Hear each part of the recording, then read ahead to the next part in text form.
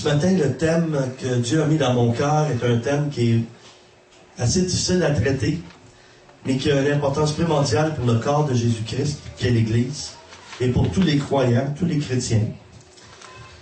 Et ce thème, c'est de vaincre l'esprit de religion. Alors, on va regarder dans nos Bibles, dans 2 Timothée 3, de 1 à 14, et je commence tout de suite à lire. Vous allez voir des choses, vous allez reconnaître des choses que ça a été dit il y a 2000 ans, c'est tellement actuel. Sache que dans les derniers jours surgiront des temps difficiles, car les hommes seront égoïstes, amis de l'argent, fanfarons, orgueilleux, blasphémateurs, rebelles à leurs parents, ingrats, sacrilèges, insensibles, implacables, calomniateurs, sans frein, cruels, ennemis des gens de bien, traîtres, impulsifs, enflés d'orgueil, aimant leur plaisir plus que Dieu. Ils garderont la forme extérieure de la piété, mais ils en renieront la puissance. Et Paul dit ceci à Timothée, « Éloigne-toi de ces hommes-là. » Il en est parmi eux qui s'introduisent dans les maisons et qui captivent certaines femmes chargées de péché et agitées par des passions variées. Elles apprennent toujours sans pouvoir jamais arriver à la connaissance de la vérité. De même que Janès et Jambres s'opposèrent à Moïse, de même ces gens s'opposent à la vérité. Ce sont des hommes à l'esprit corrompu, et leur foi ne résiste pas à l'épreuve. Mais ils ne feront plus de progrès, car leur folie sera manifeste pour tous, comme le fut celle de ces deux hommes. Pour toi, tu as suivi de près mon enseignement, ma conduite, mes résolutions, ma foi, ma patience, mon amour, ma persévérance, ma persécution, mes souffrances. À quelle souffrance n'ai-je pas été exposé à Antioche, à Iconium, à Lystre? Quelle persécution n'ai-je pas supporté? Et le Seigneur m'a délivré de toutes. Tous ceux, d'ailleurs, qui veulent vivre pieusement en Christ Jésus seront persécutés. Mais les hommes méchants et imposteurs avanceront toujours plus dans le mal, égarant les autres et égarés eux-mêmes. Toi, reste attaché à ce que tu as appris et qui est l'objet de ta foi. Tu sais de qui tu l'as appris. Premièrement, l'esprit de religion n'est pas un démon. Il y en a qui vont chasser l'esprit de religion. C'est une erreur de chasser l'esprit de religion. Ça ne se chasse pas. Parce que l'esprit de religion, c'est un esprit humain. Mais si cet esprit humain-là, on lui laisse toute la liberté, l'entêtement sincère en l'intérieur de ça, et ça peut devenir démoniaque. L'apôtre Paul était habité par cet esprit avant sa conversion. Donc c'est pourquoi que lorsque les pharisiens, c'est l'esprit au fond que les pharisiens avaient, les sadducéens, quand ils venaient vers Jésus, Jésus avait toute l'autorité spirituelle, il aurait pu chasser l'esprit de religion des pharisiens. Mais pourquoi ne l'a-t-il pas fait? Parce qu'il ne pouvait pas le faire. Parce que l'esprit de religion réside dans le libre arbitre, dans la liberté de l'être humain. Si on regarde dans le texte qu'on vient de voir, si on regarde les versets 5, 7, 8 et 13. Premièrement, cet esprit a des apparences de piété, nous dit le verset 5. Ils garderont la forme extérieure de la piété, mais ils en renieront la puissance. Qu'est-ce que ça signifie? Je vous donne un exemple. Et ça n'a pas un lien direct avec une église ou une dénomination en particulier. Si on voit, parce que Jésus a dit de juger un arbre à ses fruits, on peut avoir des belles cérémonies. C'est comme un arbre qui a beaucoup de belles feuilles. Plein de belles feuilles. Mais il n'y a pas de fruits. Ce sont les fruits qui vont devenir une nourriture pour les autres. Les fruits de notre vie, des fruits pas seulement de ce qu'on enseigne, mais tout l'ensemble. Moi, je peux vous prêcher, vous apporter un message ce matin, et pas vivre du tout rien de ce que je vous enseigne ou de ce que je vous apporte. Mais c'est la confirmation qui est importante. La confirmation, c'est le vécu. C'est le vécu à partir de la parole. Le verset 7 nous dit, « Apprenant toujours, il n'arrive jamais à la vraie connaissance de Dieu. » Verset 7. Elles apprennent toujours sans pouvoir jamais arriver à la connaissance de la vérité. Les gens qui ont cet esprit-là ont toutes sortes de vérités. Bien souvent, ils oublient ou ils passent à côté de la vérité qui est Dieu et la révélation que le Saint-Esprit donne, qui est, lui, le Saint-Esprit, l'Esprit de vérité. Le 8e verset s'oppose à la vérité. De même que Genèse et Jambres s'opposèrent à Moïse, de même ces gens s'opposent à la vérité. Vous savez, moi je suis pas toujours populaire parce que je dis des choses que l'Esprit de Dieu met dans mon cœur et je suis souvent dans le sens opposé de beaucoup de croyants. Pas parce que je veux simplement être à l'opposé, mais parce que je dis ce que Dieu veut dire. Et là, ça réagit. Les gens réagissent. Pourquoi?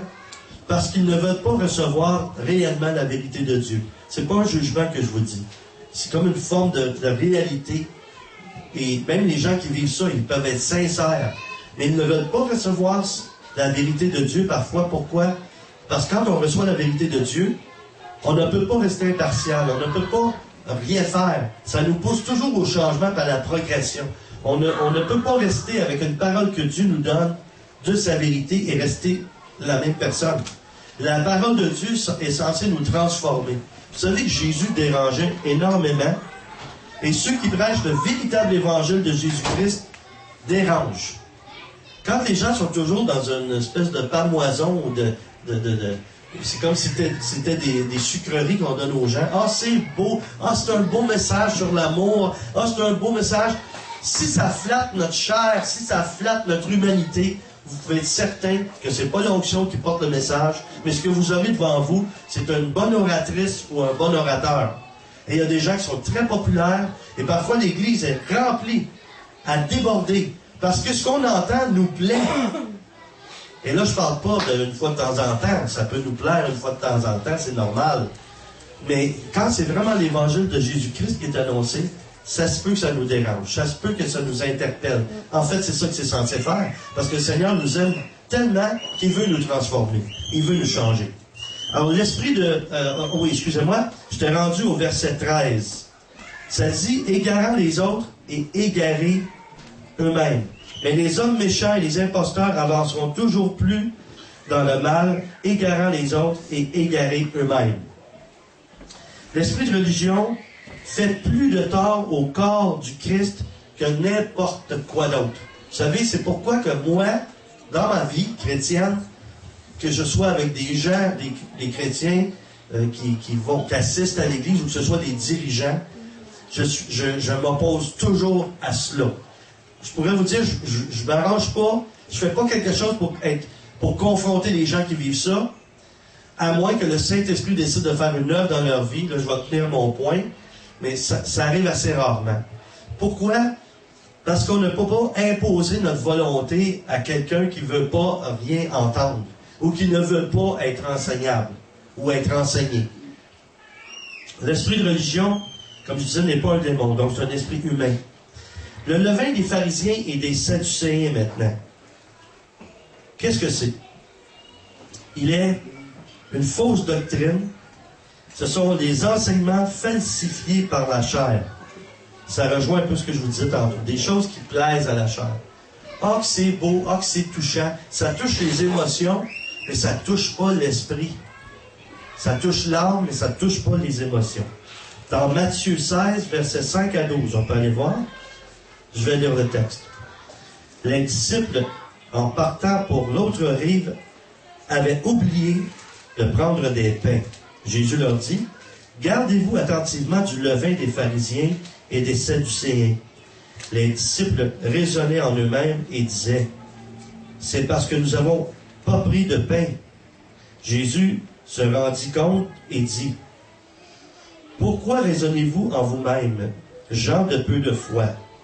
parce que vous n'avez pas pris de pain, vous ne saisissez pas encore, et vous ne vous rappelez pas les 5 pains des 5000 hommes, et le nombre des paniers que vous avez emportés, ni les pains des 4000 hommes, et le nombre de corbeilles que vous avez emportés. Comment ne saisissez-vous pas que ce n'est pas de pain que je vous ai parlé, mais gardez-vous du levain des pharisiens et des sadducéens. Alors, ils comprirent qu'il avait dit de se garder non pas du levain du pain, mais de l'enseignement des pharisiens et des sadducéens. Pourtant, les pharisiens et les sadducéens, selon ce qu'on peut comprendre, ce sont les prêtres, ce sont eux qui sont responsables d'annoncer la Torah, la parole de Dieu. Ce sont eux qui ont la connaissance, ce sont eux qui ont le mandat de Dieu d'offrir les sacrifices, etc. Pourtant, Jésus leur dit qu'ils apportent de faux enseignements. Vous savez qu'il y a 10 commandements, et il y avait des lois dans l'Ancien Testament où les pharisiens et les sadducéens en ont tellement rajouté qu'il y en avait plus que le nombre dans l'année de jours qu'il y a dans une journée qui avait rajouté à la loi. Le levain d'une fausse doctrine ne fait que nous gonfler d'orgueil spirituel. Ce type de pain est sans valeur nutritive, il est sans substance. Ce levain ne sert qu'à nourrir pour mieux contrôler. Alors imaginez ça, il y a tellement d'endroits qu'on apporte d'enseignement, on prêche la parole de Dieu, les gens ils trouvent ça très intéressant.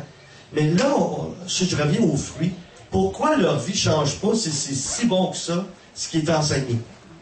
Si c'est vraiment que ça vient de Dieu, ça vient de l'Esprit Saint, ça vient du trône de Dieu, et parfois il y en a même qui prétendent, j'ai eu une révélation de Dieu, puis là, ils nous sortent des faussetés.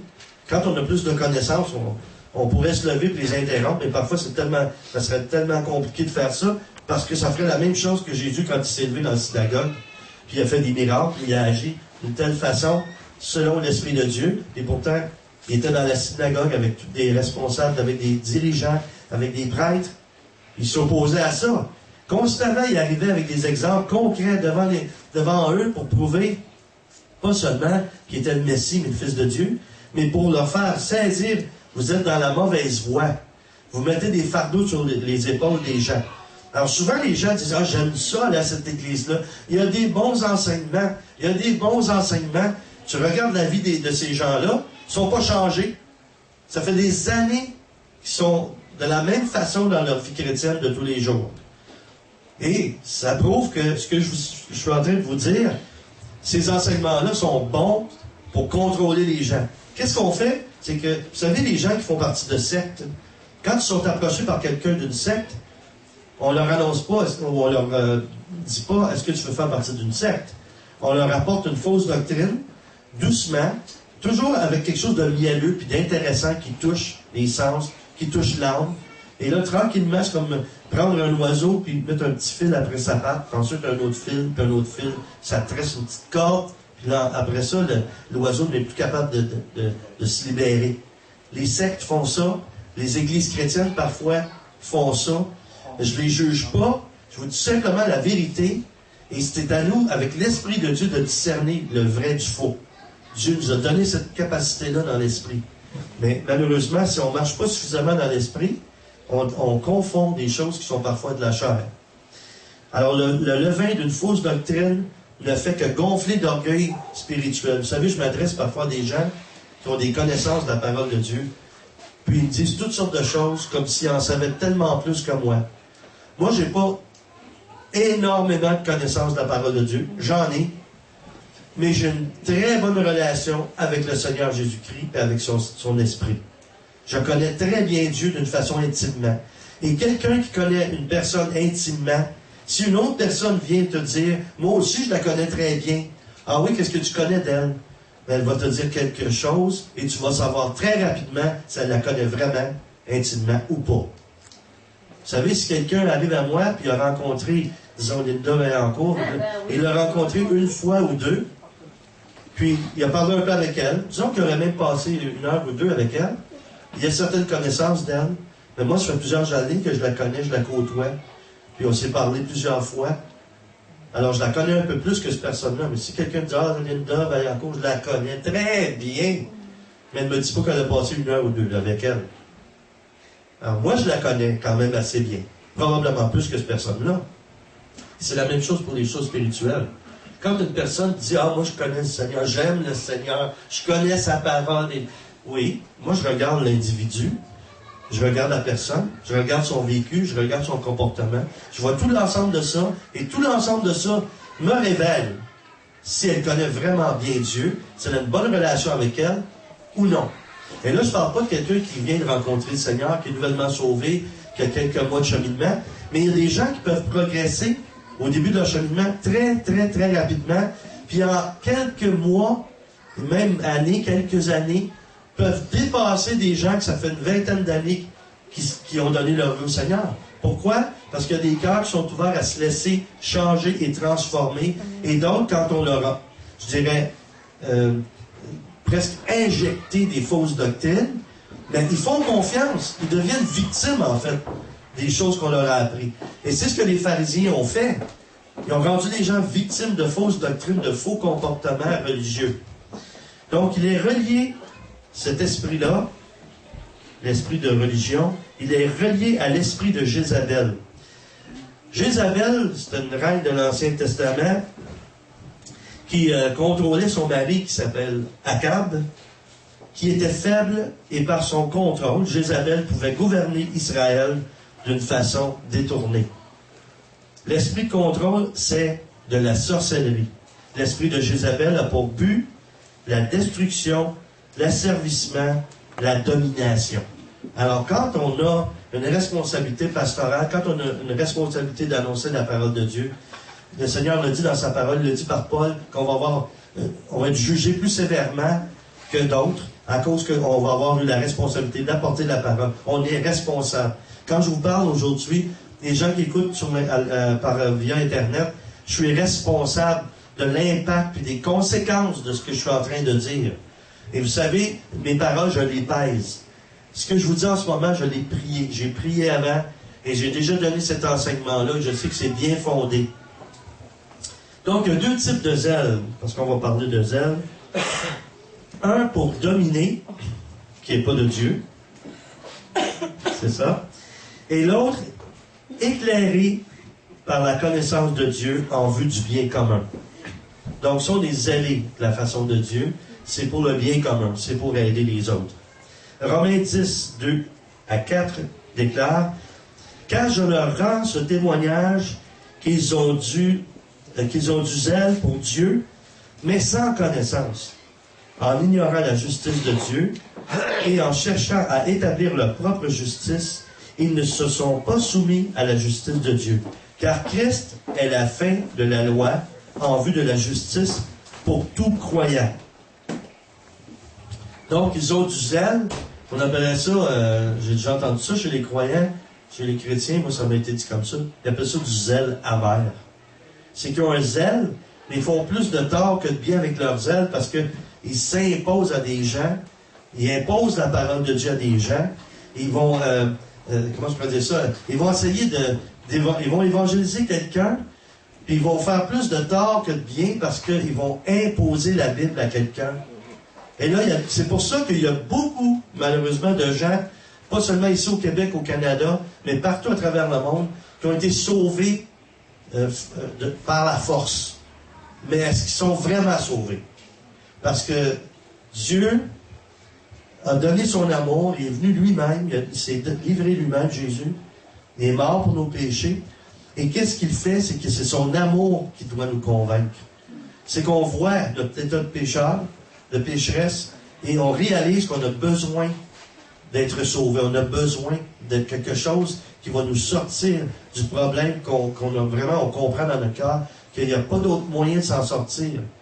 Mais pas parce que quelqu'un nous a convaincus à force de parole, ou parce qu'il nous amène dans une situation où on sent qu'on n'a pas le choix. Alors moi, vous savez, je le dis aujourd'hui là, à ceux qui écoutent, je ne veux pas offenser personne, mais je suis tellement pas impressionné que quelqu'un me dise qu'il a fait faire une prière de repentance à quelqu'un parce qu'il a parlé 10 minutes avec. Je vous dis, moi, ça fait des années, ça va faire 30 ans que je fais de l'évangélisation. J'ai jamais amené personne au salut. En fait, Jésus, à travers moi, en faisant ça. J'ai toujours vérifié. Vous savez, moi, je suis un pêcheur d'hommes. Et ça fait longtemps que je taquine la truite, comme on dit. Ça fait longtemps que je lance ma ligne. Et moi, ce que je crois, c'est qu'une fois que le poisson il est bien accroché, il faut qu'il soit accroché comme il faut, mais il faut lui laisser le temps d'assimiler des choses qui viennent de la part du Saint-Esprit. Alors, ça ne dérange pas qu'on l'accroche, qu'on le laisse aller encore dans l'eau, puis qu'un peu plus tard, là, Dieu va le tenir pour de bon.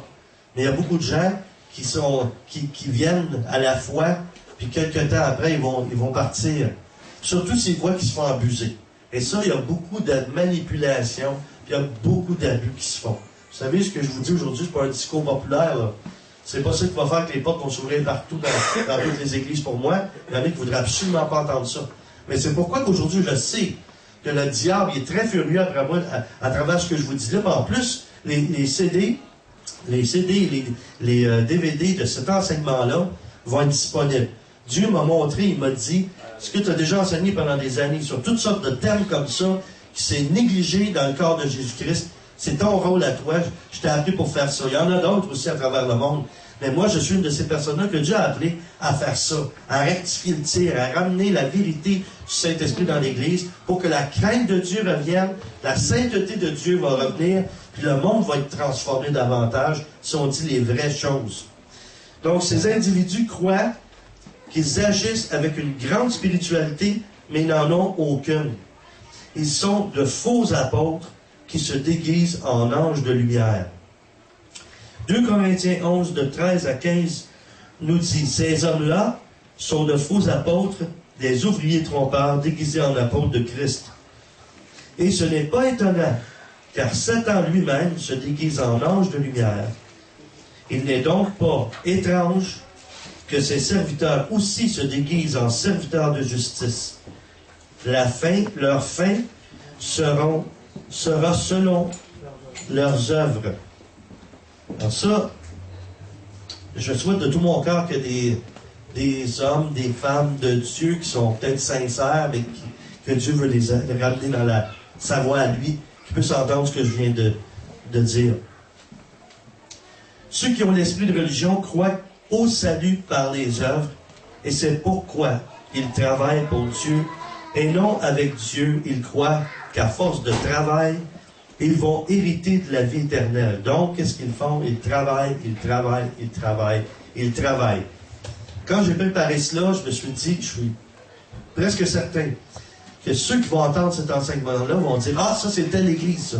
Telle église traditionnelle, ils pensent qu'ils sont sauvés par les œuvres. Ça, je l'ai entendu, et je l'entends en esprit maintenant, même pendant que je suis en train de parler. Il y a des gens qui écoutent ce que je suis en train de dire, puis ça leur passe par la tête. Je peux vous dire, frères et sœurs, que c'est pas une question de dénomination. L'esprit de religion est dans toutes les confessions. L'esprit de religion est dans toutes les religions. Mais dans les communautés chrétiennes, cet esprit-là, malheureusement, est là. Et on a à vivre avec ça. Mais Dieu veut faire un ménage. Dieu veut nettoyer nos cœurs, purifier nos cœurs, pour que l'Église de Jésus-Christ soit prête quand Jésus va revenir. Puis en même temps, je vous dis ça, n'attendons pas que Jésus revienne, parce qu'il pourrait revenir pour moi pendant que je vous parle. Je pourrais tomber mort ici, là. Est-ce que je suis prêt? Est-ce que vous êtes prêts? Donc, si on dit, bon, voici qu'il y a des gens qui croient qu'ils sont sauvés par les œuvres. Moi, je me suis fait dire ça dans le temps que j'étais dans une autre dénomination, une grande dénomination. Je me faisais dire ça, puis j'ai jamais cru ça depuis que je suis croyant. Puis on m'a jamais enseigné ça. Mais il y a une chose que j'ai compris, par exemple. La Bible nous dit que c'est par la grâce que nous sommes sauvés. Hein, on connaît ça, on l'a déjà lu dans Éphésiens. Mais la suite est très importante aussi. Par le moyen de la foi. Et Jacques nous dit que si on n'a pas d'œuvre, notre foi est morte. Alors il y a une connexion qu'il faut comprendre.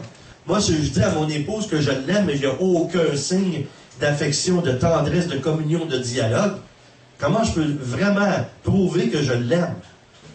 Et c'est pas seulement parce qu'on aime Dieu qu'on fait des œuvres. Et c'est parce que Dieu nous aime, en fait.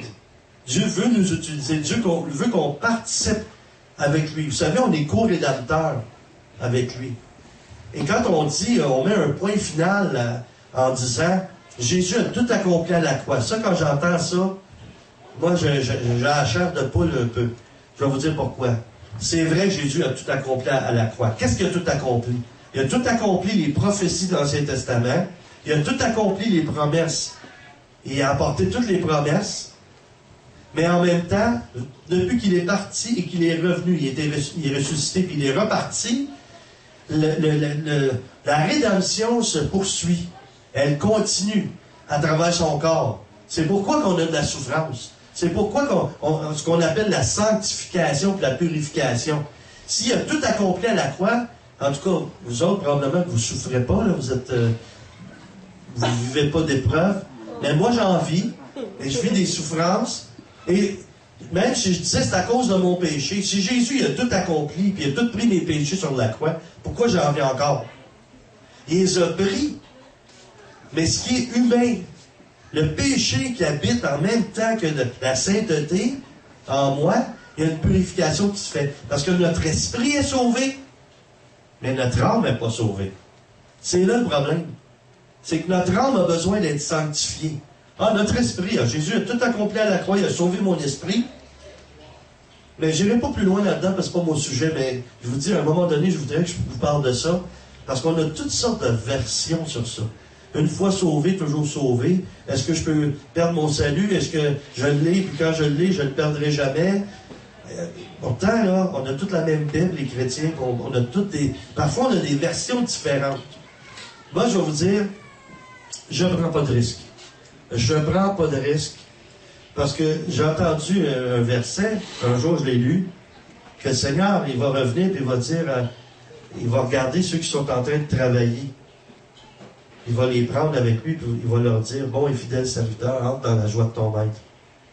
Alors, je ne suis pas sauvé par les œuvres, mais si je m'assois en attendant le retour de Jésus-Christ, lorsqu'il va revenir, je vais être jugé. On va tous être jugés. On va être jugés selon l'obéissance qu'on va avoir eue envers Dieu. Patrick, ce matin, est venu nous donner une parole en avant du Seigneur. C'était bien. Puis c'est un peu ça qu'il a dit, en fait. Qu'on a tous appelé à faire quelque chose et Dieu veut nous trouver en train de le faire. Moi, si je travaille plus que d'autres, parfois, dans le ministère, c'est pas parce que je veux prouver quelque chose, c'est parce que Dieu me demande d'en faire plus que d'autres. Et je fais ce qu'il me demande. S'il me disait de m'asseoir pendant un an, je m'assoirais. Mais c'est pas ce qu'il me demande. Et quand il me dit de ne pas dépasser ce qu'il me demande de faire, bien, je ralentis.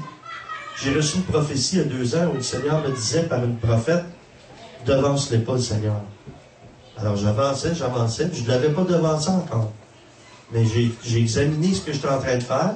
J'ai dit, Seigneur, ok, aide-moi à bien discerner, à ne pas faire des choses pour rien, ou faire des choses pour toi, au lieu de les faire avec toi. Il y a un monde entre les deux. Il y en a beaucoup qui font des choses pour Dieu, et il faut les faire avec Dieu. C'est pourquoi Jésus dit aux pharisiens, vous purifiez votre extérieur, mais l'intérieur, à l'intérieur, vous êtes des sépulcres blanchis. Ça, c'est comme des tombeaux. À l'intérieur, il avait dit, même il y a un autre verset qui dit, vous êtes pourriture à l'intérieur. Et ça, c'est pas fort, ça, un dimanche matin. Le pasteur arrive en avant, commence à enseigner. Puis il dit, écoutez bien tout le monde, là. Je vous regarde agir, là.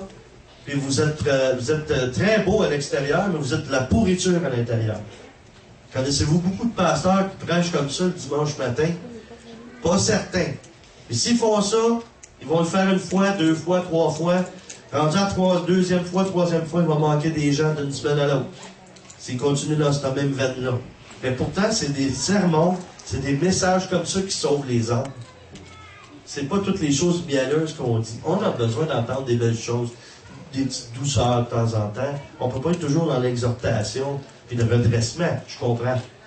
Mais il faut être conscient d'une chose, on n'a pas pour si longtemps que ça sur la terre. La vie, c'est vite passé. C'est très vite passé. Je vois mes enfants, moi-même, je vois ma fille Danielle qui est rendue à 30 ans, puis je me demande comment ça se fait qu'elle grandit si vite et elle est rendue une femme. Ça va tellement vite, là, qu'il me semble, il n'y a pas si longtemps, je la voyais courir dans la maison, puis je jouais avec elle, puis je me roulais par terre avec elle. Donc, l'esprit de religion veut changer notre environnement afin de mieux nous contrôler. C'est de là que viennent faites ceci, faites cela, sinon, l'esprit de religion nous donne des comportements de fausse humilité. Je vous donne un exemple comme ça. On va prier avec des gens un peu partout. Là, on évangélise, on fait des séminaires, on donne des séminaires de ce temps-ci un peu partout. Et il y a des gens, on le voit tout de suite, là, comment ils ont été éduqués spirituellement. Des fois, ils nous disent, moi, ça fait tant d'années que j'ai accepté le Seigneur, ça fait plusieurs années. Quand on leur dit, on va prier pour toi, ils mettent leurs mains sur nous. Ça, il y en a qui font ça. Ça, là, c'est pas bon signe. Parce que c'est comme, c'est moi qui décide. Tu peux mettre tes mains sur moi, mais moi, je vais mettre mes mains sur toi aussi, parce que toi aussi, tu as besoin de recevoir. Tu sais, nous autres, on capte tout ça dans l'esprit, ces choses-là. Et ça veut dire, c'est moi qui contrôle le débit, c'est moi qui contrôle ce que je vais recevoir, et en fait, j'ai plus ou moins confiance en toi. Alors, je vais te montrer, moi aussi, je suis très spirituel. Que c'est pas parce que tu es un ministre de Dieu que moi aussi, je peux donner. Oui, mais écoute, là, on prie pour toi, reçois. Est-ce que vous m'avez vu dans mes actions, quand l'équipe ou les gens de l'Église veulent nous bénir, Pasteur Manon et moi, vous dites, on va prier pour toi, on va prier pour vous, on voit que Dieu veut vous bénir, vous avez besoin. Et nous, on se met les mains pendantes de chaque côté, puis allez-y, bénissez-nous. On ne commence pas à dire, OK, on va prier, mais on va se mettre en cercle, nous, on va mettre nos mains sur vous autres aussi. Non, on reçoit. Quand c'est toi qui reçois, tu reçois. Quand c'est toi qui dois servir, c'est toi qui sers. Il faut que tu t'abandonnes, il faut que tu fasses confiance au Seigneur. Mais quand les gens ont l'esprit de religion, ils sont toujours en contrôle. Aussi, ça, quand j'entends ça, les gens disent, il n'y a pas de problème, Dieu est en contrôle. Parfois, j'aurais le goût de dire, oui, tu as raison, il est en contrôle de tout l'univers, sauf de toi. Toi, tu contrôles ta vie dans bien des choses. Tu as besoin de voir que Dieu n'a pas de contrôle absolu sur toi. Parce que si tu te lèves un matin et tu dis, moi, je ne vais pas à l'église, quand même que Dieu a le contrôle, qu'est-ce qu'il va faire de plus, vous pensez? Il va essayer de vous toucher avec le Saint-Esprit, mais ça va être difficile parce que vous bougez tout le temps. Non, mais il va essayer de vous imposer son amour. Jamais il fera ça. Il vous a créé libre, vous êtes libre, c'est vos choix. La semaine dernière, on était ici à notre soirée d'exercice, puis quelqu'un ici, là, il va se reconnaître. Il y a comme une révélation, je trouvais ça super bon. Il a dit que tout ce qu'on faisait était toujours une question de choix, de décision. Et là, je voulais lui dire quelque chose, là, je vais le dire ce matin, là. Ça, c'est vrai, c'est absolument vrai. Dieu nous a créé libre. Tout ce qu'on choisit, c'est nous qui décidons. Et qu'est-ce qu'on décide? Les choix qu'on fait, les conséquences vont avec ça. Ou les bonnes choses qui nous arrivent, c'est à cause de nos choix et de nos décisions. Mais il y a quelque chose de plus que je voudrais dire sur ça. J'ouvre une parenthèse sur ça. Tous nos choix ont un impact sur les autres qui vivent autour de nous. C'est pas juste je choisis, j'ai fait une gaffe, je vais payer pour la gaffe que j'ai faite. Non, j'ai choisi, j'ai mal choisi, je fais une gaffe, les autres vont payer avec moi aussi. Parce que moi, quand je suis pas bien, moi, quand il m'arrive des épreuves dans ma vie, les autres en subissent des conséquences aussi. Vous savez? Moi, cette semaine, là, je veux dire ça, je sais pas si on va l'enlever au montage, mais en tout cas, j'ai voulu bien faire, j'étais ici devant l'église, j'étais pressé. Je me suis stationné du mauvais côté, parce que mon clavier était très lourd, puis c'était pas déneigé, je pouvais pas passer. C'est pas mal particulier. J'entends une voix me dire, Daniel, fais pas ça, tu vas avoir une contravention. J'ai pas écouté. J'ai dit au Seigneur, ça sera pas long, tu le sais, là. Arrange-toi que j'ai pas de contravention, là. Sinon, je suis obligé de traverser mon piano de l'autre côté de la rue, c'est très lourd. Alors, je me suis dépêché. Mais en dedans de 5 minutes, je pense que le Saint-Esprit avait téléphoné à la police. Je suis sorti, la police était là, et était déjà en train de faire des dessins sur un calepin. Là, je vais voir le policier, sa fenêtre est ouverte, elle dit, monsieur, vous savez que vous n'avez pas le droit de... Là, je lui explique mon histoire. Mais tout le long que je parlais, le Seigneur me disait, ça ne te donne rien de dire quoi que ce soit. Ça ne te donne rien de te fâcher. Là, j'étais fâché. Pas après le policier, après moi. De ne pas avoir écouté. Et je l'ai déjà dit, j'entends très clairement la voix de Dieu dans toutes sortes de choses de ma vie. Dans plein d'affaires. Il y en a qui prient pour moi souvent. « Oh Seigneur, éclaire-les. » Il m'éclaire. Des fois, j'aimerais ça. humainement, dans ma chair, il éclaire un petit peu moins, là, je trouve que ça fait mal aux yeux de la lumière comme ça. Mais des détails. Pourtant, Dieu me l'a dit. Et en plus de ça, il me dit, t'as enfreint la loi, mon fils. J'ai dit, oui, mais Seigneur, je t'ai appelé à faire quelque chose pour toi, tu le sais. J'essayais de lui dire ça. Je savais tout le long que je parlais, je perdais mon temps. J'étais dans le tort. Là, savez-vous ce que j'ai fait? Dieu me dit, regarde, le policier, là, il sait que t'es pasteur, il sait que t'as un lien avec l'Église, l'affiche est dehors, il le voit, là. Il dit, vous avez pas vu mes gyrophares? Je les ai pas vus en dedans, c'est sûr. Il ne pouvait pas voir en dedans. Là, je me disais, pourquoi qu'il me dit ça? Je pouvais pas les voir.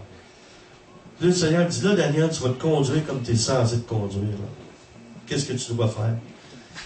J'ai pris le billet, 52 $, j'étais tellement content. J'ai pris le billet. Savez-vous ce que j'ai fait? J'ai dit merci, monsieur l'agent. Je m'excuse de mon comportement. J'ai dit, je suis pas content. Ah, il dit, je vous comprends. J'ai dit, je lui ai dit, je sais que tu dois faire ton travail.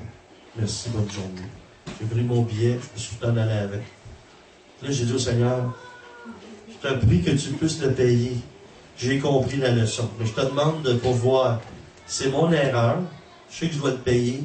Mais dans ta bonté, je m'essaye. Je te demande, Seigneur, de pouvoir de payer ça. T'sais. Mais le Seigneur me l'avait quand même dit. Alors, c'est parce que je suis enseignable. Quelqu'un d'autre peut me dire quelque chose. Je vais reconnaître la voix de Dieu par quelqu'un d'autre aussi. Et quelqu'un qui est l'esprit religieux n'est pas enseignable. Là, ça aurait été un chrétien, là, quelqu'un me l'avait déjà dit, j'ai lu ça dans un livre aussi, qui était une situation comme ça. Quelqu'un avait poussé en arrière de l'auto avec son auto, puis, parce qu'il y avait une lumière, puis etc. Le chrétien, qui était plus dans sa chair, a sorti une barre à clous de sa valise, de son coffre d'auto, pour aller voir l'autre, puis frapper dans sa fenêtre pour lui dire, hey, si tu continues à faire ça. Mais quand il est venu dans son auto, la personne qui n'était pas chrétienne avait un poisson sur son auto, puis en plus, c'était écrit quelque chose. Si t'aimes Jésus, klaxonne.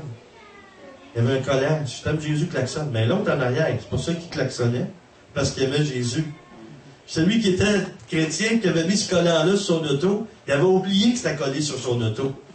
Il se disait, es-tu fatiguant? Pourquoi qu'il klaxonne en arrière de moi comme ça? Et quand il a réalisé ça, puis il est venu pour rentrer dans son auto, il a vu son collant qu'il avait mis. Là, le Seigneur lui a parlé. Regarde ce que tu as collé, là. Si t'aimes Jésus, klaxonne. Mais l'autre avait vu le message, klaxonnait. Imaginez la réception. Toi, t'es chrétien, tu vois un autre chrétien. J'aime Jésus. T'es content de lui dire, moi aussi, j'aime Jésus. Tu klaxonnes, tout à coup, il arrive à toi avec une barre à clous. Tu dis, oh là là.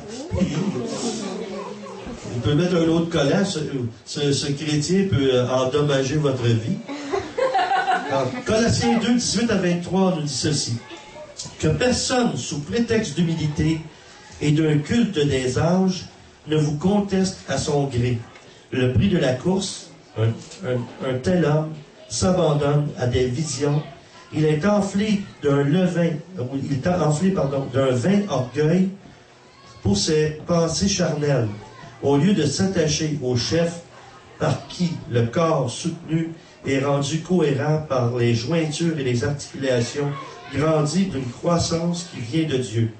Si vous êtes mort avec Christ aux principes élémentaires du monde, pourquoi, comme si vous viviez dans le monde, vous laissez-vous imposer ces règles? Ne prends pas, ne goûte pas, ne touche pas. Toute chose vouée à la corruption par l'usage qu'on en fait. Il s'agit de préceptes et d'enseignements humains qui ont, il est vrai, une apparence de sagesse en tant que culte volontaire, humilié et rigueur pour le corps, mais qui ne méritent pas d'honneur et contribuent à la satisfaction de la chair. Il faut faire attention aux personnes qui sont trop perfectionnistes, au point que ce qu'ils veulent ne respecte plus la liberté des autres. Ils veulent que tout le monde soit parfait sans tenir compte de leur propre imperfection. Ils sont sans miséricorde. Jésus a dit, heureusement, que Jésus a dit qu'il fallait pardonner 70 fois, 7 fois, par jour. 490 points. Dans Matthieu 18, 22, il a dit ça. En fait, ça veut dire pardonner, toujours pardonner. Paul avait cet esprit de religion, mais en cheminant, à cause de sa sincérité en Dieu, il a changé.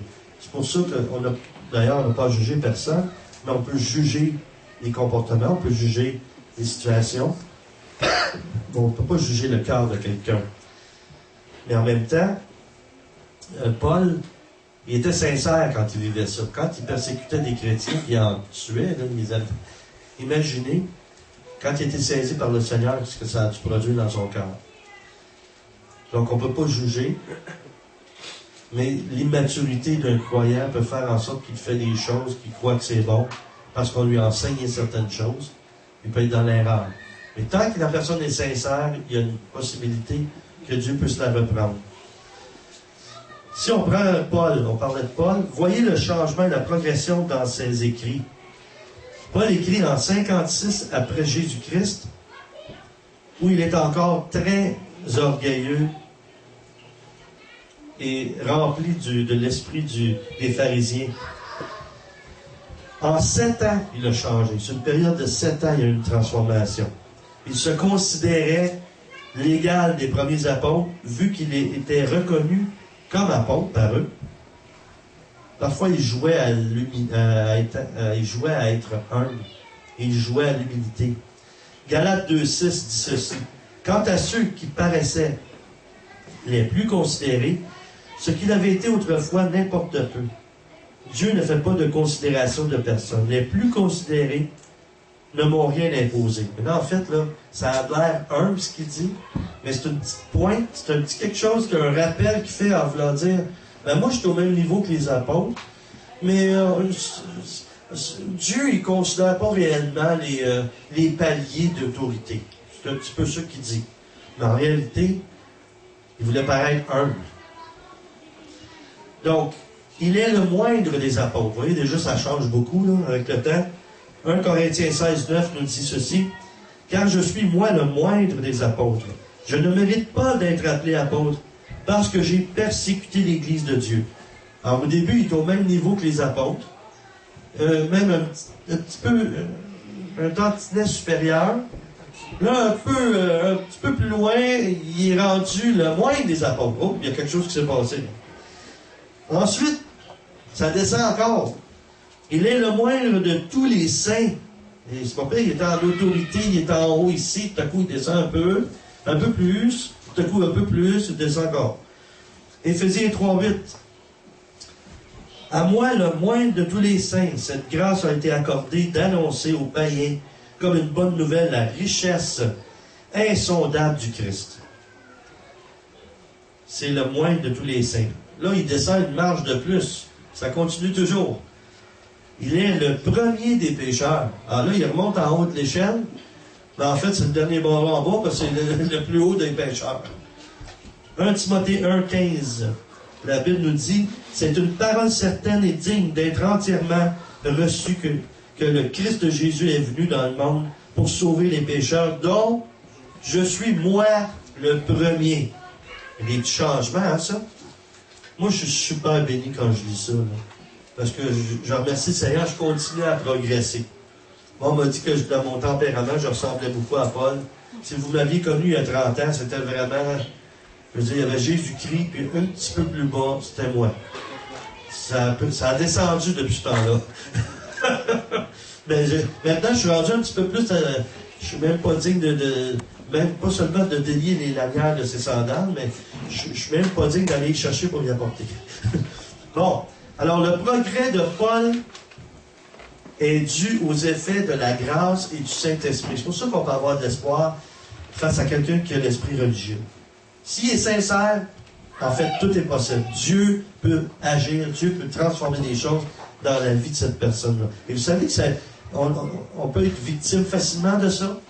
Quand on est dans une assemblée où il y a des gens qui ont été formés de cette façon-là, ils ont été un petit peu, je dirais formés. En fait, c'est pas une formation, ils ont été déformés, mais ils ont été influencés par d'autres avant eux qui avaient cet esprit-là. Ensuite, des nouveaux viennent, puis c'est la même chose qui transcende, c'est la même chose qui est transmise. Vous savez, il y a plusieurs années de ça, quand je suis arrivé ici, là, il y a une dizaine d'années, on a commencé le centre chrétien. Il y a une directive que le Seigneur m'avait dit. Et à chaque fois que je partage ça à des pasteurs ou à des gens en ministère, ils écoutent. Ils entendent ça. Mais jusqu'où on saisit la réalité de ça? Ce que le Seigneur m'a dit, c'est ceci. Quand on a commencé le centre, c'est un centre interconfessionnel. Donc, ouvert à toutes les confessions chrétiennes, toutes les religions chrétiennes. En fait, si on voit ça d'une façon physique, si on est l'armée de Jésus-Christ, nous, en fait, notre responsabilité, ce que Dieu nous a demandé à nous, nous sommes des casques bleus. Vous savez, qu'est-ce que c'est que des casques bleus? C'est l'armée de l'ONU. C'est de tous les pays qui sont ensemble dans l'unité, ont une armée. Et cette armée-là n'est pas là pour détruire, n'est pas là pour attaquer. Elle est toujours envoyée dans des situations de crise pour maintenir la paix. Alors ça, c'est un peu l'appel de notre centre à nous. Notre appel à nous, comme communauté chrétienne, c'est d'être des gens qui vont pour aider, pour construire, pour maintenir la paix. Souvent, dans les dénominations, les gens ont une façon de penser. Et ce que Dieu m'a dit, quand on a fondé le centre, par rapport à l'évangélisation, il m'a dit, je ne veux plus de clonage. Qu'est-ce que c'est que du clonage? Au fond, on prend une cellule, puis on multiplie exactement avec la même génétique. Et là, Dieu nous dit ceci, là, pour nous, les gens d'ici, et dans le monde entier. Il ne veut plus qu'on continue à copier des modèles qui ne fonctionnent pas ou qui sont imbibés de l'esprit de religion, qui crée de la division dans le corps de Jésus-Christ, qui crée des blessures, qui crée même des guerres. On le voit à l'échelle mondiale en ce moment. C'est l'esprit de religion qui est en dessous de ça. Parce que l'esprit de religion, c'est l'orgueil aussi. C'est un péché, l'orgueil.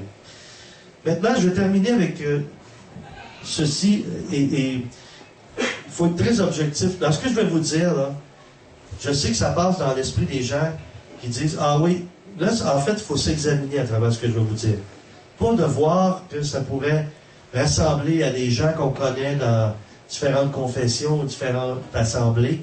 C'est pas là que Dieu veut qu'on regarde. Il veut qu'on regarde dans notre propre cœur, mais c'est de l'information qui nous aide à discerner. Et quand on discerne, c'est pour qu'on soit capable d'aider ou de prier. De prier pour soi-même, de prier pour les autres aussi. Pour qu'il y ait un changement, parce qu'on est tous reliés les uns aux autres dans le corps de Jésus-Christ. Et voici, ce sont 10 moyens pour reconnaître une personne qui a l'esprit de religion. 1. Ils trouvent des défauts aux autres, mais jamais pour eux-mêmes. Tout le monde se trompe, ils ont raison. 2. Ils savent comment démolir, mais ne savent pas faire croître. 3. Ils sont incapables de recevoir une correction et n'acceptent pas de se corriger. 4. Ils écoutent Dieu seulement et personne d'autre. 5. Ils croient que Dieu leur a donné la mission de nous arranger, mais ils le font toujours en détruisant. 6. Ils ne tolèrent pas les erreurs chez les autres. Ils sont sans miséricorde. 7. Ils cherchent toujours la reconnaissance. 8. Ils soupçonnent tout nouveau mouvement du Saint-Esprit. Si Dieu ne l'a pas fait avant, ça ne peut pas être lui. 9. Ils vivent dans le passé et croient aux gloires d'hier, mais pas celles d'aujourd'hui. Dernier point, 10. Ils ne joindront jamais un groupe en dehors du leur et même vous interdiront de vous y joindre. Ils vous diront, n'allez pas dans une autre église, nous avons tout ce dont vous avez besoin chez nous. On va terminer ce matin en priant. Je vous invite à prier. Nous allons prier pour que Dieu nous libère de ce qu'il pourrait y avoir ou rester du levain des pharisiens en nous. Alors on peut baisser nos têtes et fermer nos yeux. J'invite ceux à la maison, ceux qui nous écoutent via Internet à faire de même. Seigneur, j'étends ma main dans un geste de foi, que ton Saint-Esprit puisse venir nous toucher, nous libérer ce matin, nous éclairer, nous bénir aussi. Seigneur, on met devant toi notre cœur. On te le prie ce matin avec toute la sincérité de notre cœur. Je vous invite à vous unir dans la prière intérieurement. Je vais la dire, la prière, et vous avez seulement à la dire dans votre cœur intérieurement en silence. Père céleste, Dieu très bon, libère-moi de tout ce que j'ai pu recevoir, consciemment ou non, de toute influence qui aurait été semée en moi ou qui aurait semé en moi l'esprit de religion. Saint-Esprit, éclaire-moi, conduis-moi sur le chemin de ta vérité en toutes choses. Amen. Alléluia. Que Dieu vous bénisse, que Dieu vous compte, et bonne fin de journée, bon dimanche à chacun.